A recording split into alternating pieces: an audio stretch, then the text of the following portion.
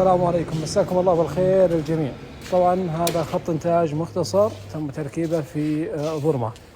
طبعا خط الإنتاج وارد حاتم إكسبرس. طبعا الخط يعتبر خط إنتاج مختصر مكون من خلاط، ناقل، مكبس، وحدة تبريد تعمل بالتربونات أو سحب الهواء.